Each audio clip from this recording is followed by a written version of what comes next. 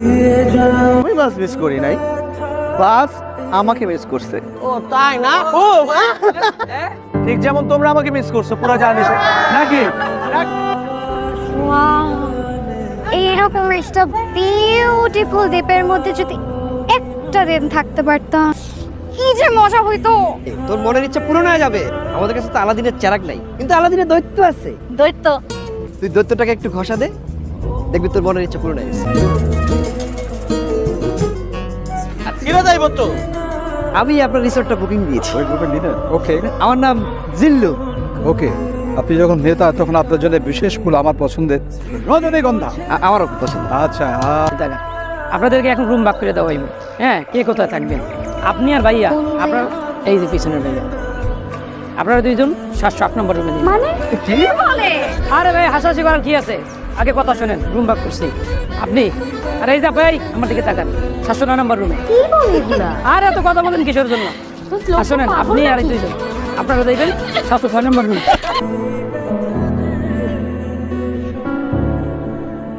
কি রে, কি সব ঠিকঠাক? অনেক সুন্দর। হ্যাঁ, অনেক সুন্দর, অনেক। দেখতেও খুব ভালো লাগতেছে। মনে হচ্ছে না যে সারা রাত জার্নি করে আসছি। আবির ফ্যানটা ধর, আমি পড়াই ফেলতেছি। আয় এদিকে।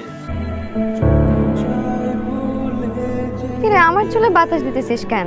মুরগিতে বাতাস দে। নদী, হুম, কথা জিজ্ঞেস করতাম। হ্যাঁ কর। মুরগি বারবিকিউতে কতক্ষণ লাগে? হ্যাঁ,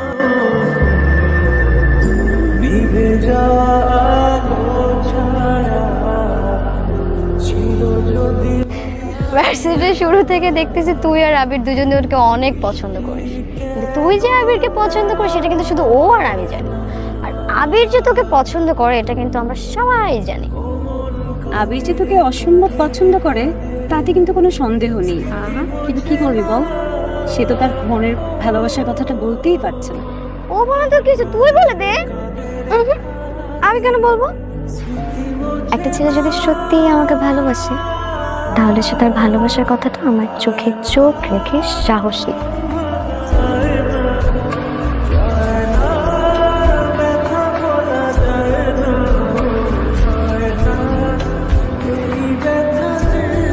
আবির, আবির আছে না?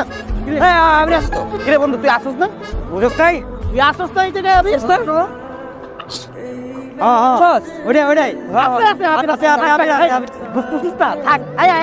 সুন্দর জায়গা।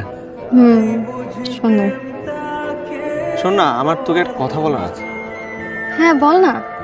আমি আর তুই, আমি আর তুই, ধর তোর আর আমার তোর আর আমার জায়গাটা দাঁড়ায় আছে, ওটা কি বেশি সুন্দর জায়গা? বুঝতেছি না, মানে একটু এটাই বলতে।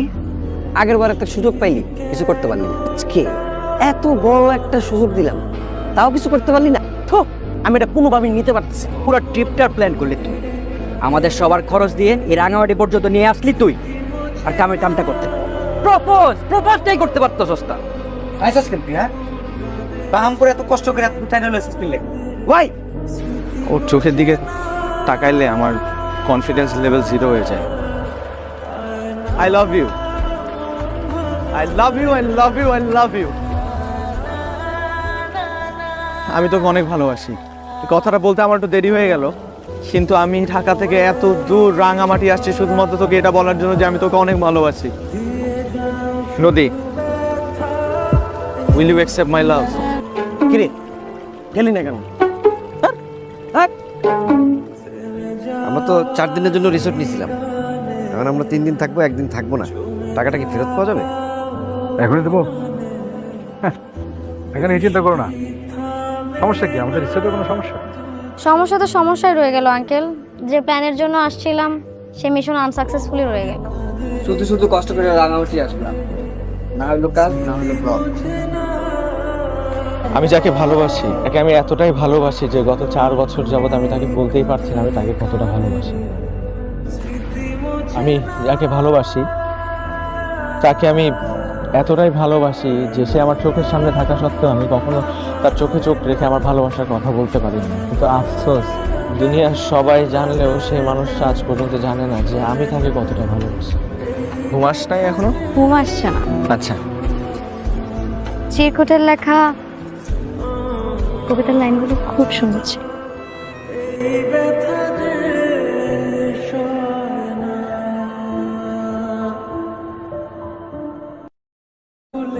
কি রে দোস্ত, বুঝলাম না সারাদিন কই ছিলেন তারা? ওই তুই এত কথা বলছিস, আগে বাড়িতে এসে একটু ঘুরবো কারবো না? আবার ঘুরে ঘুরে তো ফিরাই এসছে, তাই না বয় বন্ধু? নাইনি, আমি তোকে অনেক বেশি ভালোবাসি। মানে আমি তোকে অনেক ভালোবাসি, পাগলের মতো ভালোবাসি আমি তোকে। আমি তোকে এতদিন বলতে পারি নাই, আমার ভয় কাজ করছে যে তুই যদি আমাকে রিজেক্ট না, তুই আমার থেকে ভালো ডিজার্ভ করিস। আমার এটা মনে হতো সবসময়, এর জন্য তোর সামনে এসে আমি কনফিডেন্স হারাই ফেলতাম। কখনো আমাকে দেখে বুঝিসনি তুই ছাড়া আমার কেউ নেই।